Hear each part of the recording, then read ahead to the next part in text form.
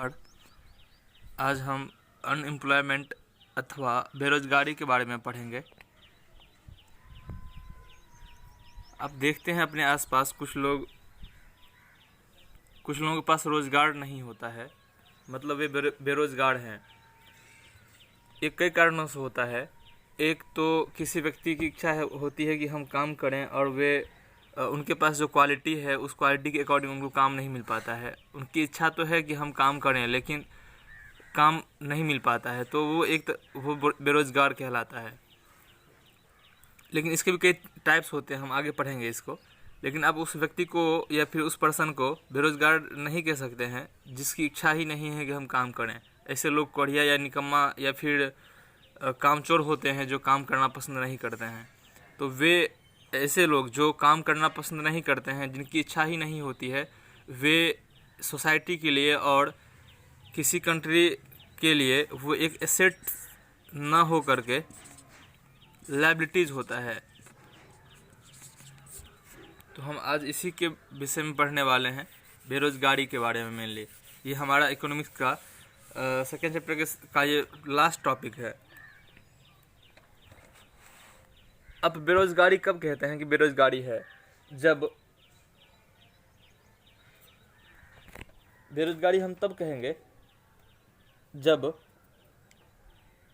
किसी ऐसे व्यक्ति को जो काम करना चाहता हो और उन्हें प्रचलित मजदूरी पर जो मजदूरी चल रहा है, जो वेज चल रहा है, उस मजदूरी रेट पर उनको काम नहीं मिल पाता है, तो हम कहेंगे कि ये बेरोजगारी की स्थिति है। अभी बेरोजगारी है। मान लेते हैं कि मंगल चाहते हैं कि मुझे काम मिले और पर मंथ मार्केट में ये रेट है, जिस तरह का ये काम या जिस तरह का इनके पास क्वालिटी है, उस क्वालिटी के अकॉर्डिंग 10,000 रुपीज़ पर मंथ इनको मिलना चाहिए, क्योंकि यही मार्केट में इनके क्वालिटी और स्किल के अकॉर्डिंग वो सैलरी है। लेकिन इस सैलरी पर भी इनको काम नहीं मिल पाता है, तो ऐसी स्थिति को हम बेरोजगारी कहेंगे। कोई व्यक्ति जो जब काम करने के इच्छुक हों, काम करना चाहते हों और उन्हें काम नहीं मिल पाए, तो वो स्थिति बेरोजगारी की स्थिति कहलाता है और ऐसे व्यक्ति बेरोजगार व्यक्ति कहलाते हैं। पिछली कहानियों में पढ़े थे शकल और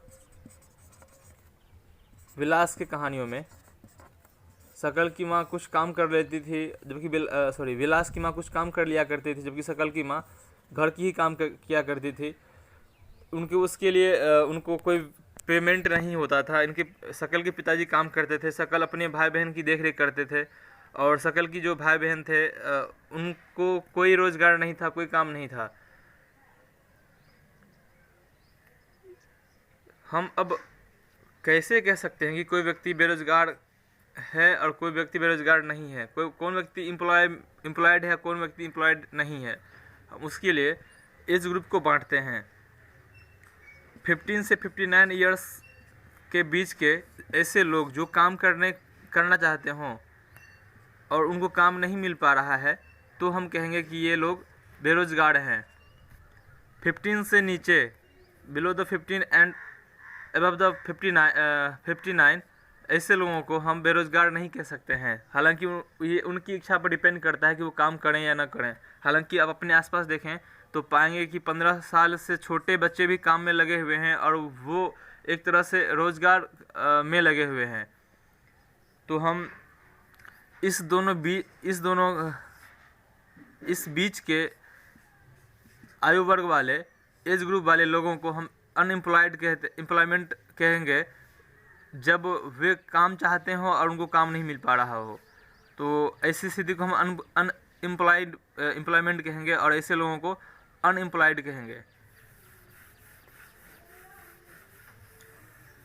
आपके दादाजी जिनकी उम्र 60 के पार हो, वो भी बेरोजगार नहीं कहलाएंगे। आपके छोटे भाई बहन या आप भी यदि 15 तक नहीं गए हैं और हालांकि 15 तक भी चले गए हैं और आपकी काम करने की इच्छा नहीं हो, तो भी आप बेरोजगार नहीं हैं। आपकी गिनती बेरोजगारी में नहीं होगी। अब हम बात करेंगे in case of India. In case of India. Bharat की स्थिति में दो तरह की बेरोजगारी देखने के लिए मिलता है। अनएम्प्लॉयमेंट के दो फॉर्म हैं, एक रूरल अनएम्प्लॉयमेंट और दूसरा अर्बन अनएम्प्लॉयमेंट। रूरल अनएम्प्लॉयमेंट में भी दो तरह के दो टाइप के अनएम्प्लॉयमेंट देखने के लिए मिलता है, एक सीजनल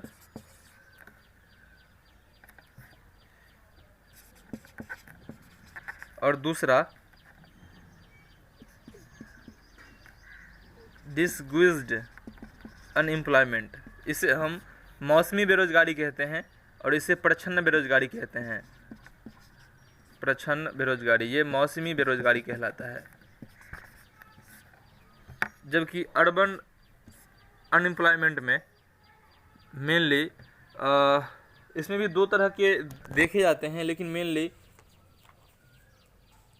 इसमें एजुकेटेड होते हैं, लेकिन इसका दूसरा फॉर्म भी है, एक एजुकेटेड होते हैं एडुकेटेड और दूसरे इंडस्ट्रियल होते हैं।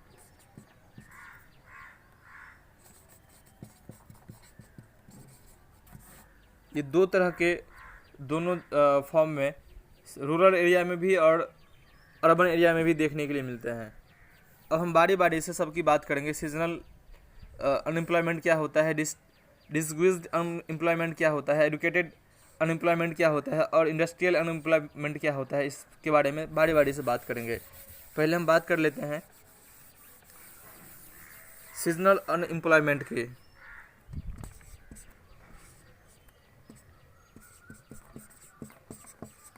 सीजनल अनएम्प्लॉयमेंट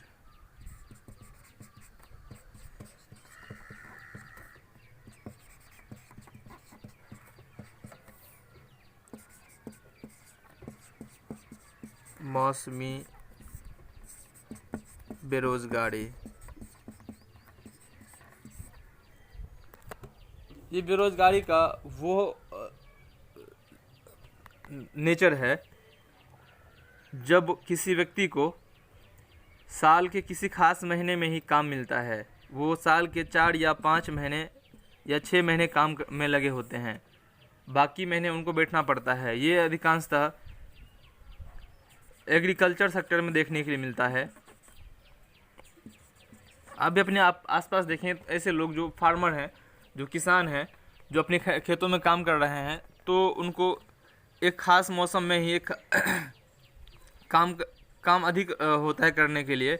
जब गेहूँ या फिर धान या फिर किसी दूसरे फसल की वो बुआई करते हैं, उसकी निराई करते हैं, कटाई करते हैं, तब उनके पास काम काफ़ी मात्रा में होता है। लेकिन जब खेत में फसल लगा हुआ होता है और वो उसमें दाना आना बाकी होता है, तब उस ड्यूरेशन में वो काम नहीं कर पाते हैं, वो बेरोज़गार रहते हैं। तो ऐसे लोग मौसमी बेरोज़गारी या सीजनल अनएम्प्लॉयमेंट के अंदर आते हैं। ऐसे लोगों के पास एक ख़ास समय के लिए काफ़ी मात्रा में काम बढ़ जाता है। जब सोइंग का टाइम आता है, बुआई,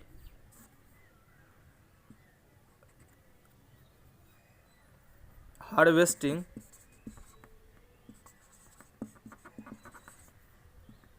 वीडिंग और थ्रेसिंग करते हैं,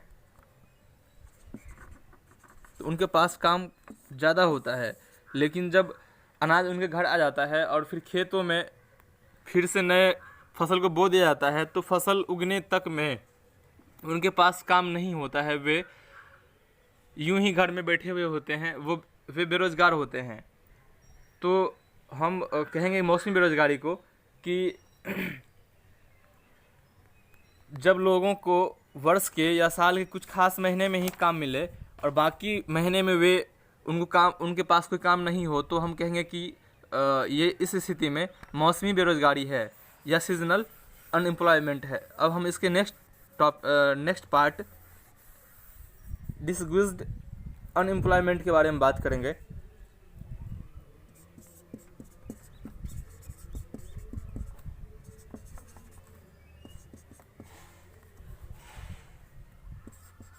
अनएम्प्लॉयमेंट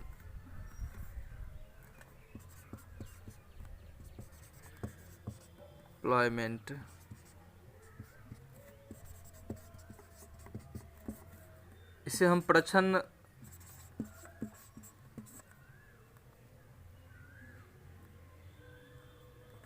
बेरोजगारी कहते हैं।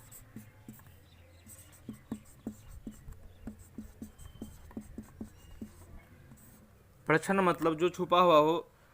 ऐसा प्रतीत होता है कि लोग काम में तो लगे हैं लेकिन वाकई उनकी आवश्यकता नहीं पड़ती है। तो इसको डिफाइन करना हो तो हम कहेंगे कि जब किसी काम को करने में आवश्यकता से अधिक लोग उस काम में लगे हुए हों, तो ऐसी स्थिति में डिसग्विज्ड अनएम्प्लॉयमेंट या प्रच्छन्न बेरोजगारी उत्पन्न होती है। जब किसी काम को करने में आवश्यकता से अधिक लोग लगे हुए हों तो प्रच्छन्न बेरोजगारी या डिसग्विज्ड अनएम्प्लॉयमेंट की स्थिति आती है। एक एग्जांपल के तौर पे एक एग्जांपल से इसको समझते हैं।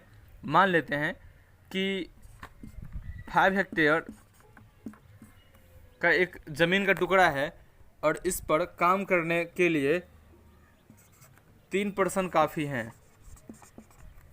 3 लोग हैं जो काम कर सकते हैं और ठीक मात्रा में अनाज उगा सकते हैं। लेकिन उसी फैमिली के पास जिनके पास 5 हेक्टेयर ज़मीन है, 8 लोग हैं और 8 लोग इस 5 हेक्टेयर की ज़मीन में जाके काम करते हैं। काम सिर्फ 3 पर्सन का है, 3 ही लोगों का काम है, 3 लेबर ही यहाँ लगेगा, लेकिन 8 लोग लगे हुए हैं और ये 8 लोग अपने पूरे पोटेंशियल को यूज़ नहीं कर पाते हैं। जितना उनमें पोटेंशियल है, जितना यूज़ करना चाहिए उसका वो यूज़ नहीं कर पा रहे हैं, थोड़ा थोड़ा कंट्रीब्यूट करते हैं। बाहर से तो बाहरी तौर पे देखने में लगता है कि 8 लोगों को काम मिला है और 8 लोग काम में लगे हुए हैं, लेकिन वाकई वो काम 3 लोगों का ही कर रहे हैं। यदि 5 लोगों को इसमें से हटा भी दें तो भी प्रोडक्शन पे कोई इफेक्ट नहीं पड़ने वाला है। यदि 5 पर्सन किसी दूसरे सेक्टर में जाके काम करे, सेकेंडरी सेक्टर या फिर टर्शियरी सेक्टर में जाके काम करे, तो उस फैमिली का इनकम काफ़ी इंक्रीज़ करेगा और उनका जो लाइफ स्टैंडर्ड है वो भी बेहतर होगा। तो ये प्रच्छन्न बेरोजगारी ऐसी स्थिति में आता है। ये भी अधिकांशतः एग्रीकल्चर सेक्टर में ही देखने के लिए मिलता है, जहाँ पे बहुत कम लोग की आवश्यकता पड़ती है काम की, लेकिन अधिकांश लोग उसमें लगे हुए होते हैं। अब हम एडुकेटेड अनएम्प्लॉयमेंट की बात करेंगे।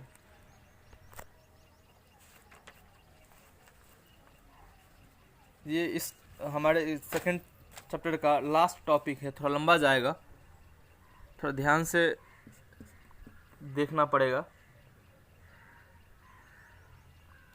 एडुकेटेड अनएम्प्लॉयमेंट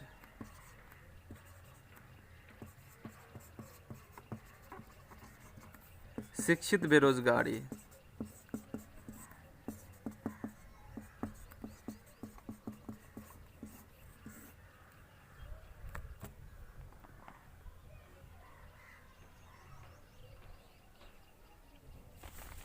जब किसी सोसाइटी में रह रहे एडुकेटेड लोगों को उनके एजुकेशन और स्किल के अकॉर्डिंग काम नहीं मिलता हो, तो हम कहेंगे कि एडुकेटेड अनएम्प्लॉयमेंट है, मतलब शिक्षित बेरोजगारी है। कोई इंजीनियर है और वो सॉफ्टवेयर इंजीनियर है, उनके पास उस तरह का स्किल है, लेकिन उनको उनके स्किल के अकॉर्डिंग काम नहीं मिल पा रहा है। उनको इंफॉर्मेशन टेक्नोलॉजी में काम मिल रहा है और वो करना चाहते नहीं हैं, क्योंकि वो जिसमें पढ़ाई किए हैं चाहते हैं कि उसी में हम काम करें। कोई इलेक्ट्रीशियन इंजीनियर है और उसे काम मिल रहा है, इसमें इलेक्ट्रीशियन इंजीनियरिंग के सेक्टर में काम नहीं मिल रहा है तो वो बेकार ही बैठेंगे, मीन्स कि खाली बैठेंगे। तो ऐसी स्थिति में एडुकेटेड अनएम्प्लॉयमेंट होता है। इंडिया में ये काफ़ी विरोधाभास यहाँ पे इसमें देखने के लिए मिलता है। एक रिपोर्ट कहता है कि मैट्रिक, ग्रेजुएट और अंडर जो पोस्ट ग्रेजुएट हैं, ऐसे यूथ में अनएम्प्लॉयमेंट काफ़ी बढ़ी है। काफ़ी लोग इसमें बेरोजगार ही हैं। और रिपोर्ट ये भी कहता है कि मैट्रिक के तुलना में ग्रेजुएट और अंडर जो पोस्ट ग्रेजुएट हैं, ऐसे लोगों में मैट्रिक की तुलना में ग्रेजुएट और पोस्ट ग्रेजुएट लोगों में काफ़ी संख्या में बेरोजगारी बढ़ी है। एक विरोधाभास ये भी है, पैराडॉक्सिकल सिचुएशन आता है कि मैन पावर कुछ सर्टेन कैटेगरी में सरप्लस होते हैं, अधिक होते हैं, और कुछ ऐसे भी सेक्टर हैं जहाँ पे मैन पावर का शॉर्टेज होता है। कहीं अधिकता है तो कहीं पे कमी है। जैसे एग्रीकल्चर सेक्टर में काफ़ी लोग लगे हुए हैं और वो परछन बेरोजगारी के अंतर्गत काम कर रहे हैं, लेकिन कई ऐसे सेक्टर हैं जहाँ पे लोगों की कमी है, मैन पावर की कमी है। एक और दिक्कत यहाँ देखने के लिए मिलती है, विरोधाभास देखने के लिए मिलता है कि कुछ लोग टेक्निकली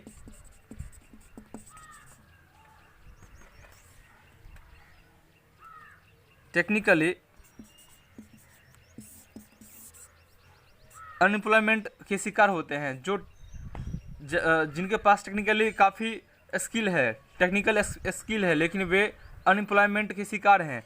लेकिन कुछ ऐसे सेक्टर हैं जहाँ पे टेक्नोलॉजी की मांग है, जहाँ पे टेक्निकल स्किल चाहिए, और वहाँ ऐसे लोग मिल ही नहीं रहे हैं।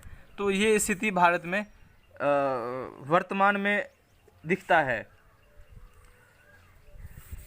अब इसका चौथा जो है अर्बन अनएम्प्लॉयमेंट का चौथा पार्ट, वो है इंडस्ट्रियल अनएम्प्लॉयमेंट। ये industrial unemployment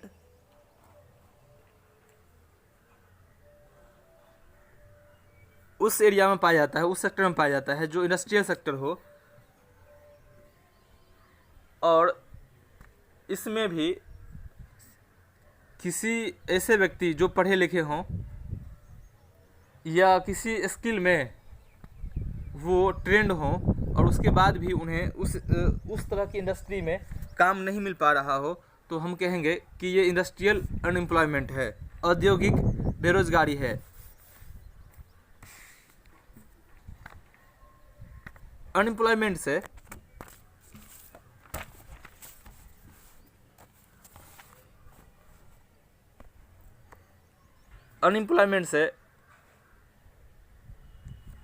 man power waste होता है। ऐसे लोग जो इकोनॉमी के लिए एसेट्स होते वे अनएम्प्लॉयमेंट के कारण लायबिलिटीज में चेंज हो जाते हैं। जो यूथ है यूथ में काफ़ी होपलेसनेस देखने के लिए मिलता है, और वे डिप्रेस्ड होते हैं। लोगों के पास परिवार का भरण पोषण करने के लिए अधिक मात्रा में, या कह लें कि उचित मात्रा में धन नहीं है, और वे ऐसे लोग जो शिक्षित होने के बाद भी जो काम को करना चाहते हैं और उन्हें रोजगार मिल नहीं पाता है, ये एक बड़ा सामाजिक अपव्यय या सोशल वेस्ट है। जब लोग शिक्षित हों, पढ़े लिखे हों, उन्होंने अपने में काफ़ी इन्वेस्ट किया है कि हम आगे चल के एसेट्स बन सकें, या हम अपने सोसाइटी, फैमिली और कंट्री को अपना कंट्रीब्यूशन दे सकें, लेकिन वो अनएम्प्लॉयमेंट के शिकार हो जाते हैं, तो कितना डिप्रेस्ड होते होंगे वे। और ऐसे लोग जिनमें काफ़ी स्किल होता है, ये लोग एक तरह से सोशल वेस्ट बन के रह जाते हैं। वो सोसाइटी में अपना योगदान नहीं दे पाते हैं। अनएम्प्लॉयमेंट से इकोनॉमिक ओवरलोड भी बढ़ता है। जो वर्किंग पॉपुलेशन पर भी काफ़ी डिपेंडेंसी बढ़ती है। मान लेते हैं कि किसी फैमिली में 5 मेंबर हैं और जिसमें से 2 ऐसे मेंबर हैं जो एडुकेटेड अनएम्प्लॉयड हैं, तो बाकी जो लोग हैं काम करने वाले, उनके ऊपर ये एक लायबिलिटीज़ के तौर पे होते हैं। इनका जो जीवन यापन होता है, रहन सहन, खान पान और हर एक तरह का मेंटेनेंस बाकी के लोगों को ही उठाना पड़ता है, तो ये अपने लिए एक एसेट्स बन के जाते हैं। तो डिपेंडेंसी बढ़ती है ऐसे लोगों पर जो वर्किंग पॉपुलेशन होते हैं। किसी व्यक्ति और साथ ही समाज के जीवन की जो गुणवत्ता होती है उस पर भी काफ़ी बुरा प्रभाव पड़ता है। क्वालिटी ऑफ लाइफ भी अफेक्टेड होता है इससे। जब किसी फैमिली को सिर्फ सब्सिस्टेंस लेवल पर रहना होता है तो उसका हेल्थ लेवल में जनरली गिरावट देखने के लिए मिलती है। वो डिक्रीज करता है हेल्थ लेवल, और उनके बच्चों का स्कूलिंग भी नहीं हो पाता है। ऐसे कई फैमिली हैं जो अनएम्प्लॉयमेंट के शिकार हैं, जिनके पास एम्प्लॉयड नहीं है, उनके बच्चे स्कूल से दूर चले जाते हैं, स्कूल से उनका रिश्ता नाता टूट सा जाता है, वे पढ़ नहीं पाते हैं। तो ये भी एक कारण है लिटरेसी रेट को कम होने में, कि हमारे देश में काफ़ी मात्रा में अनएम्प्लॉयमेंट है। किसी भी इकोनॉमी को ओवरऑल ग्रोथ करने के लिए उसके वर्किंग पॉपुलेशन को एम्प्लॉयड होना चाहिए। यदि वे ऐसा नहीं होते हैं तो उनके इकोनॉमी पर काफ़ी बुरा प्रभाव पड़ता है, और बेरोजगारी बढ़ने से, अनएम्प्लॉयमेंट के इंक्रीज करने से इकोनॉमी डिप्रेस्ड होता है, मंदी के दौर में चला जाता है। यह रिसोर्स की बर्बादी तो करता ही है, साथ ही उसका तरीके से यूज नहीं कर पाता है। यदि वो तरीके से यूज कर पाता तो संभव है कि इकोनॉमी में काफ़ी ग्रोथ होता, इकोनॉमी को सपोर्ट मिलता। यदि किसी व्यक्ति को, किसी पर्सन को एज ए रिसोर्स यूज करना हो तो वे स्वाभाविक रूप से अर्थव्यवस्था के लिए दायित्व बन जाते हैं। अर्थव्यवस्था के लिए वे परिसंपत्ति या एसेट्स बन जाते हैं। लेकिन यदि उनका यूज नहीं किया जाए सही तरीके से तो वो अपने अर्थव्यवस्था या इकोनॉमी के लिए लायबिलिटीज़ होते हैं, सिर्फ और सिर्फ लायबिलिटीज़ बन के रह जाते हैं। इंडिया में ऐसा देखा गया है कि स्टैटिस्टिकली, सांख्यिकी रूप से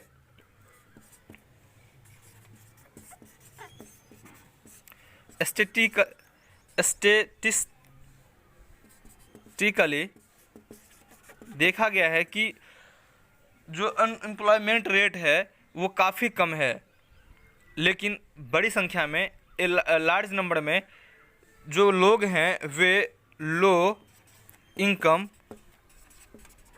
और लो प्रोडक्टिविटी वाले कामों में लगे हुए हैं। वे पूरे साल काम करते हैं और बहुत कम कमा पाते हैं। ऐसा लगता है कि वे काम में लगे हुए हैं, लेकिन उनके पोटेंशियल और इनकम के अकॉर्डिंग पर्याप्त नहीं होता है। वे काम तो कर रहे होते हैं, लेकिन ऐसा होता है कि लगता है कि उनको काम थोपा गया है, मीन्स कि ज़बरदस्ती काम करना पड़ता है। जब लोगों के पास कोई दूसरा उपाय नहीं हो और अपना जीवन चलाना हो तो उनको मजबूरन कुछ न कुछ करना पड़ता है, ताकि वो अपने फैमिली को सपोर्ट कर सके, अपने खुद को सपोर्ट कर सके। जो गरीब लोग हैं, जिनके पास 2 समय खाने के लिए सही से मिल नहीं पाता है, वे लोग किसी भी तरह के काम को करने के लिए तैयार होते हैं। हालांकि वो चाहते हैं कि हमारा जो आज का खाना हो वो मिल जाए। इसलिए वे काम को करते हैं, किसी भी काम को, भले ही उसमें वो उनको बहुत कम पेमेंट ही क्यों नहीं मिलता हो। और वे और उनके फैमिली सबसिस्टेंस लेवल पे को ही पाते हैं। इसके अलावा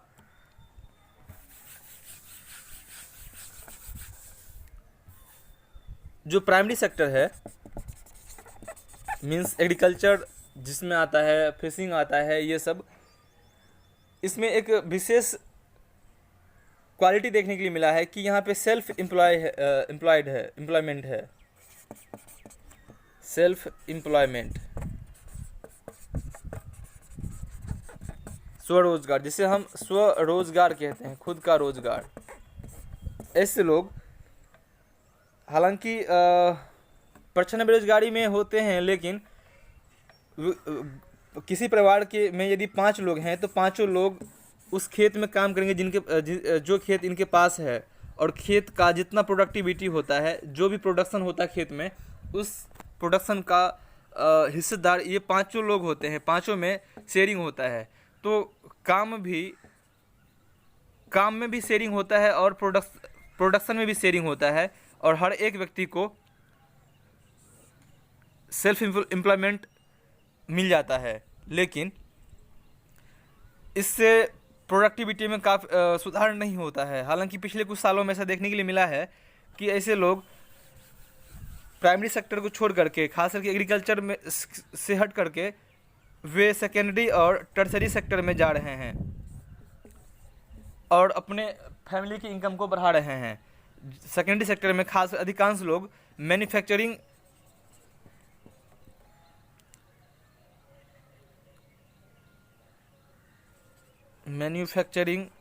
प्रोसेस में लगे हैं, और टर्सरी सेक्टर में भी लोग काम में लगे हुए हैं, जिससे पॉपुलेशन का जो भार पहले एग्रीकल्चर पे था अधिकांश था, वह अब कम हुआ है। अधिकांश लोग सेकेंडरी और टर्सरी सेक्टर को में भी जाने लगे हैं, और इसलिए लोग गांव से माइग्रेट करके शहर को जा रहे हैं, जहां पे उनको काम मिल पा रहा है।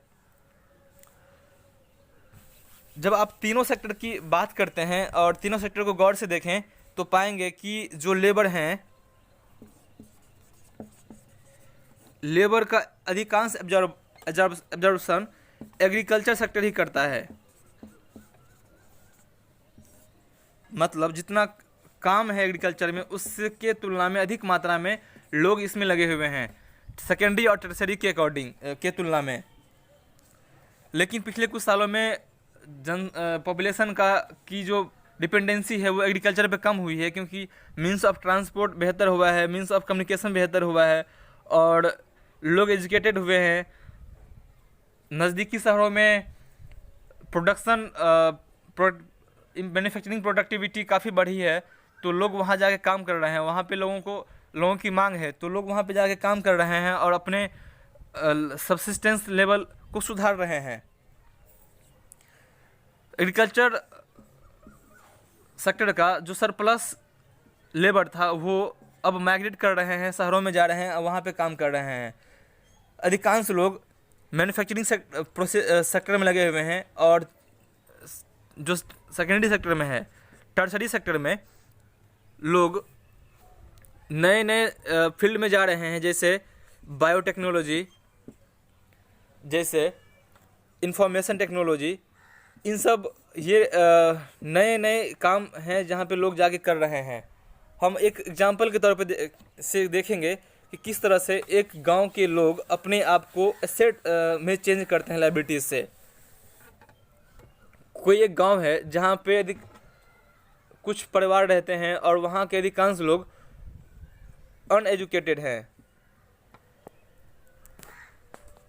वहाँ अधिकांश लोग ऐसे हैं, या कह लें सब लोग ऐसे हैं, जो अपनी आवश्यकता की वस्तुओं को खुद ब खुद जुटा लेते हैं। वे खेतों से अनाज उगा लेते हैं, सब्जियां को उगा लेते हैं। कपड़े चाहिए तो कपड़ों बुनना है तो वो खुद ब खुद बुन लेते हैं हाथों से ही, और पहनते हैं। उसी में से एक व्यक्ति अपने बेटे को बगल के शहर में एग्रीकल्चर कॉलेज में एडमिशन करवाता है और वो लड़का कुछ दिनों के बाद एग्रो इंजीनियरिंग में डिग्री लेकर के एग्रो इंजीनियरिंग में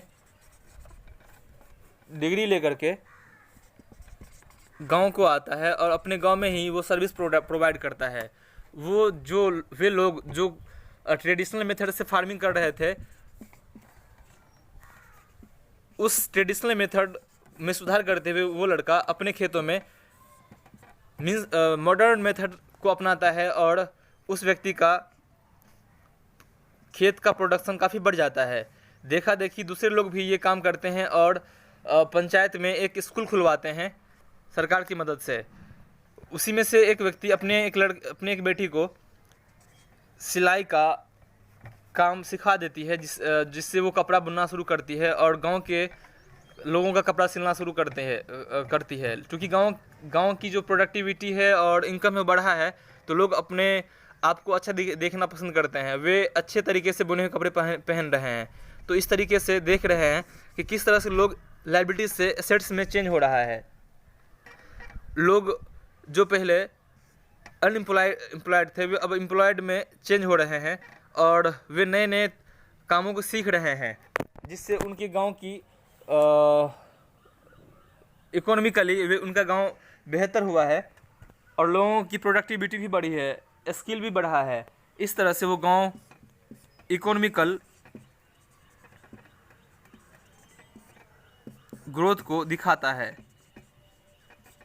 आप भी यदि अपने आप में इन्वेस्ट करते हैं तो आप भी एसेट्स बनेंगे, ये तय है, ये पक्का है। यहाँ तक में किसी को कोई कन्फ्यूज़न हो, दिक्कत हो, समझ में नहीं आया हो तो कृपया ज़रूर पूछिए। और होमवर्क तो को बनाइए ही बनाइए। अधिकांश बच्चे होमवर्क को बना नहीं रहे हैं, बस यूँ ही क्लास अटेंड करते हैं और फिर चले जाते हैं और क्लास भी रेगुलर अटेंड नहीं करते हैं। धन्यवाद।